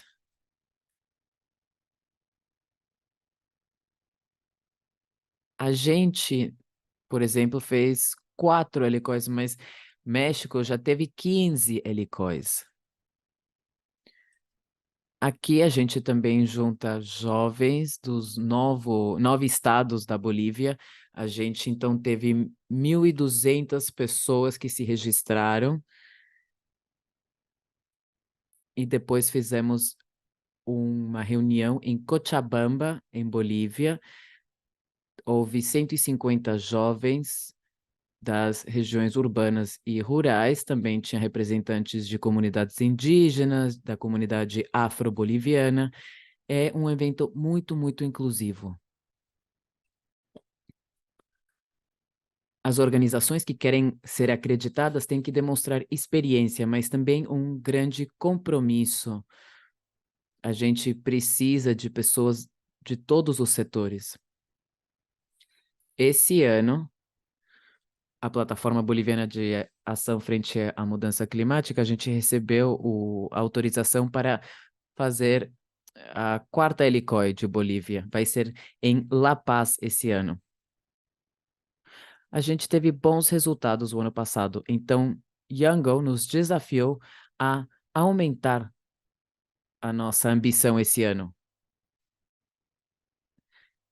Querem que a gente aumente o número de jovens e chegue nas regiões rurais, que tenha mais pessoas das comunidades indígenas e afro-bolivianas participando. E que a gente inclua alguns assuntos que são de interesse nacional e internacional. A gente teve vários obstáculos. É um evento muito grande e é feito por jovens para jovens e precisa de muitos recursos financeiros. E nós, como ONG de jovens, bom, tivemos vários obstáculos, justamente por não ter recursos financeiros específicos. Por isso a gente se juntou com a Vina, PBF, a plataforma boliviana contra a mudança climática, que é uma plataforma parecida à nossa, e outras também organizações que nos apoiaram de forma técnica e financeira para que possamos fazer essa reunião de jovens. E aqui tem outra pergunta. Como é que os jovens podem participar na COP? Nós sabemos que ir para a COP é caro, são eventos não tão inclusivos por causa da questão linguística, da realidade dos outros países. Então, a gente se pergunta, como é que a gente chega na COP 28? Como a gente já participou em algumas COP, em alguns eventos como o LCOI, que também são eventos paralelos, digamos, da COP para jovens, a gente pode falar de 2 formas. Primeiro, ser negociador climático ou ir como observador. A primeira opção, ir como negociador climático. Bom, no caso da Bolívia é mais difícil por questões políticas. Então, para a gente é mais fácil ir como observadores da sociedade civil. o ano passado, a gente tinha 2 representantes da plataforma que foram para Egito, para a COP27, com o apoio da Fundição Jubileu, Fundação Unsidel, da Unicef. E aí a gente, então, participou em grupos de trabalhos de jovens e a gente participou em reuniões de mudança climática e outros assuntos. Na COP26, eu fui como observador na COP em Glasgow. A gente também teve espaços de networking com jovens, com algumas ONGs, e a gente aqui conheceu a Canla. Após quase 2 anos falando com a Canla, a gente conseguiu ser parte, a gente acabou de receber o e-mail para nos inscrever. Eu gostei muito da fala sobre essa coalição e como essa coalição nos ajuda a reforçar a nossa posição como América Latina na COP.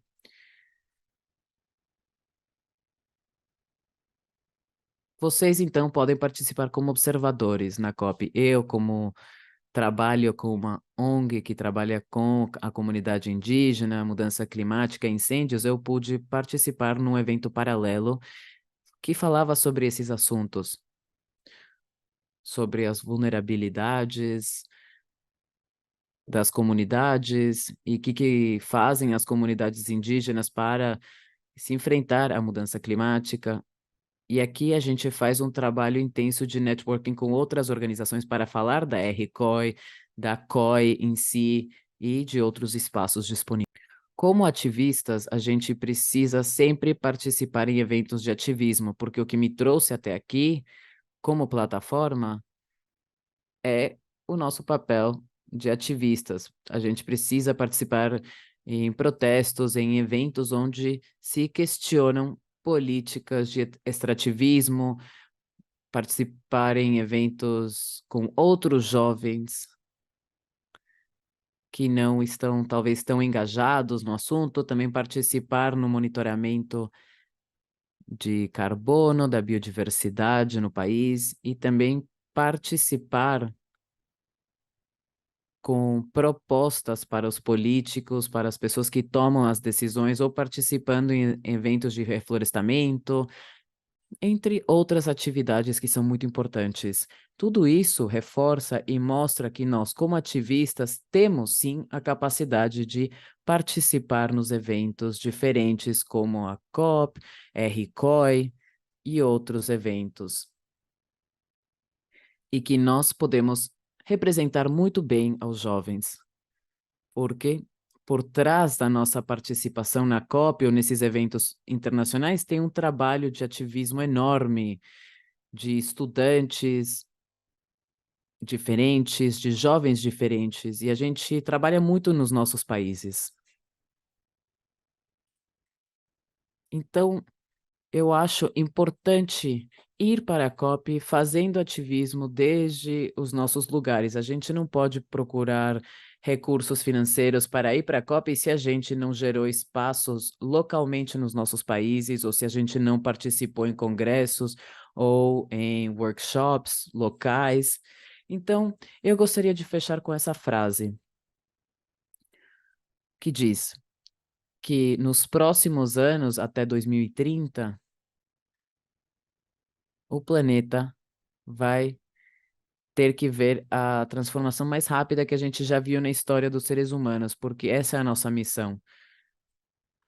A gente está fazendo a conta regressiva. A contagem regressiva. Muito, muito obrigado pelo convite e qualquer pergunta que vocês tiverem, podem entrar em contato comigo, tem meus contatos aí.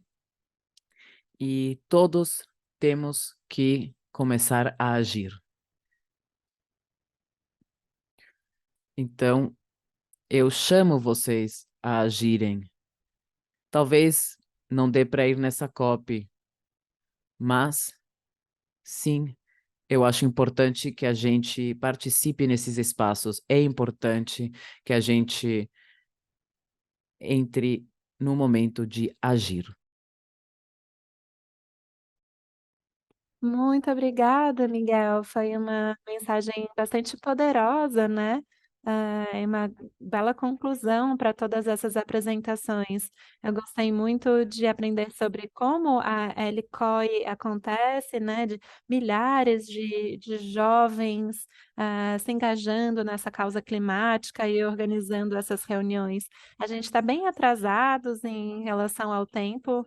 Eu gostaria de agradecer muito, muito a apresentação de todos vocês, e é interessantíssimo pensar em todas as oportunidades que temos de engajamento, né, e de coordenação entre nós todos que estamos participando aqui, e a sinergia que acontece entre o trabalho de todos vocês, é fantástico.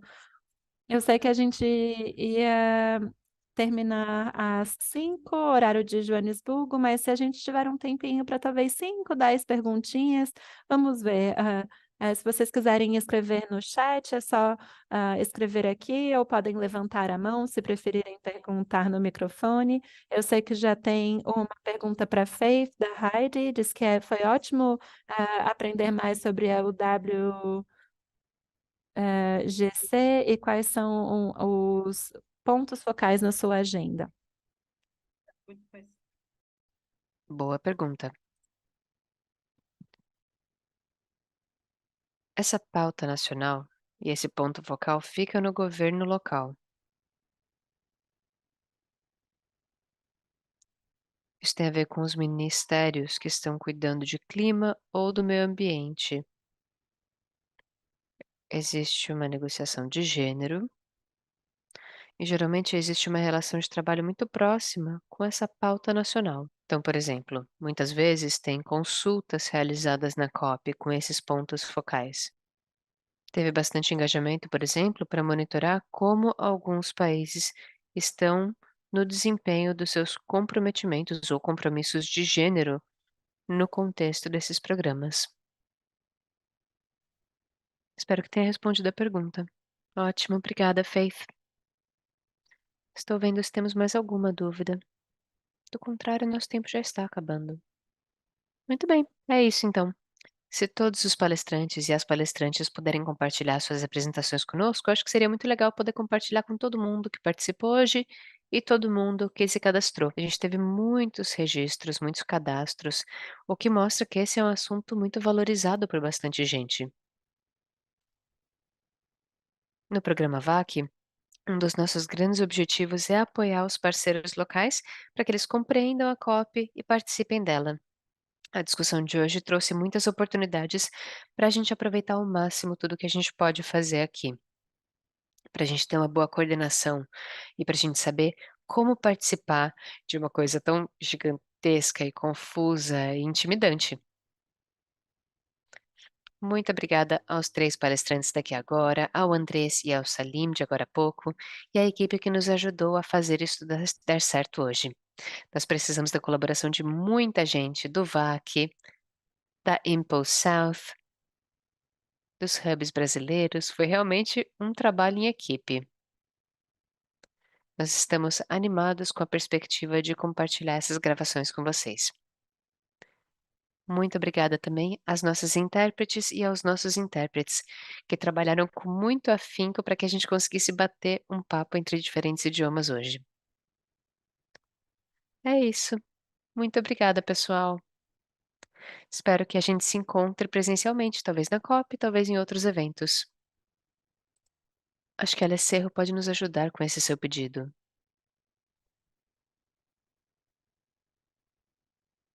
Podemos tirar uma foto, né? Alesserro, consegue nos ajudar? Só avisem quando estiverem prontos.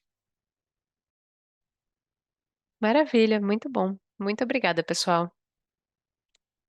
Tchau, pessoal. Obrigada.